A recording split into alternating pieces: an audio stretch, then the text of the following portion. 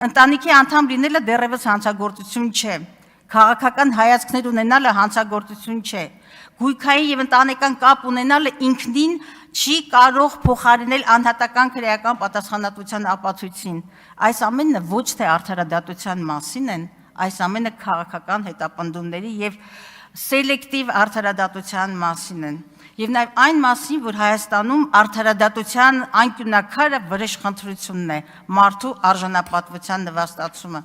Ես ուզում եմ այստեղ մի բան ասել, կարծեմ Վագն Ալեքսանյանն ասեց, որ բոլորը եւ մի շարք քպայական падգամավորներ, որ բոլորը հավասար են իրավունքի եւ օրենքի առաջ։ Իհարկե դա այդպես է։ Բայց ես ուզում եմ ձեզ հնչեցնել, ձեզ հուշել, որ կարծեմ 1.5 տարի առաջ Վճռաբեկ դատարանի նախադեպային որոշումը, ուշադիր լսեք, Վճռաբեկ դատարանի նախադեպային որոշումը անչափահաս երեխաներ ունեցող կանանց պարագայում կիրառել խափանման այլընտրանքային միջոց եւ ոչ թե ձերբակալումը, եւ կիրառվել է։